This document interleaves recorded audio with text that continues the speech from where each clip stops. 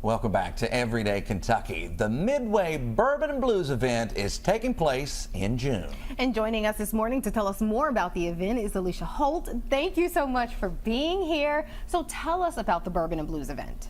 So the Midway Bourbon and Blues Festival is super exciting this year. So what we've done, we have invited an array of bourbon distilleries. So we're going to have 8 of them on site currently. We're continuing to add more.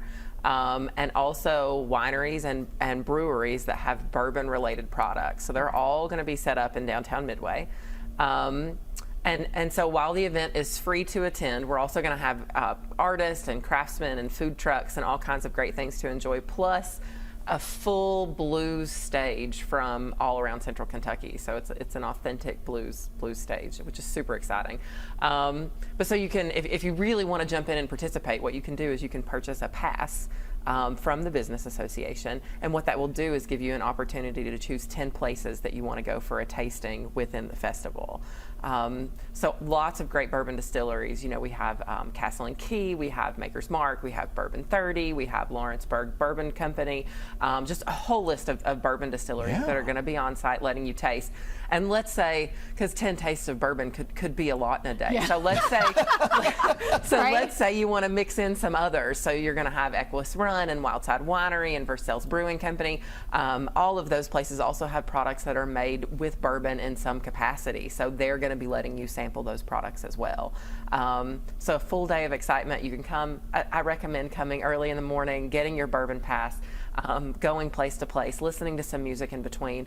Also on the stage, so the stage is going to be, they're going to be 90-minute sets from local blues bands, and in between each set we're going to have a talk of some sort about bourbon from someone within the bourbon industry. So for instance, I actually didn't know before that Jephthah Creed is owned by a mother and a daughter. It's a woman team that, so really? I'm going to talk to them and see if they want to come sit on the stage and tell us a little bit about that. And then Bluegrass Distillers is going to give a talk on what it's like to build a bourbon distillery from the ground up. So just different types of information that a person would find interesting about bourbon. So lots of amazing things in Midway that weekend. And Midway's such a, you know, we always say when you're on, it's such a neat little place. It's it's all right there together, and it's so much fun just to get out and about and just to walk up and down the streets. So other than the breweries and all the other alcohol related stuff, you're going to have other vendors there too as well. Yes, absolutely. It's going to be a full-fledged experience. So the bourbon is important, but also we're going to have lots of local artists and crafters. We at this point we have artists coming from a total of about 10 states around Kentucky.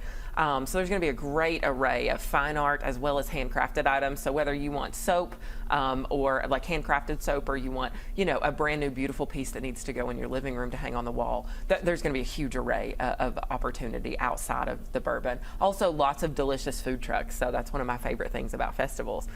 So you know, we're going to have barbecue, we're going to have burgers, we're going to have all the things that you need to really enjoy a true street festival. So, and I'm also super excited. There are some kids activities.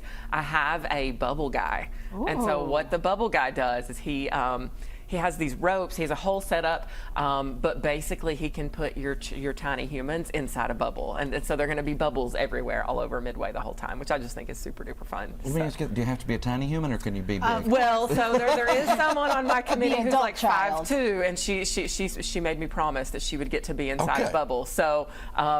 So my bubble guy says he can accomplish that. So I'll take photos so I can share those with you later. Perfect, because I don't think you'll be able to fit. You can come and try. I'll try. He did say sometimes the bubbles are as big as a Volkswagen. Okay, so I can fit inside that. So it seems doable. I'm a big guy. So thank you so much. Thank you so much.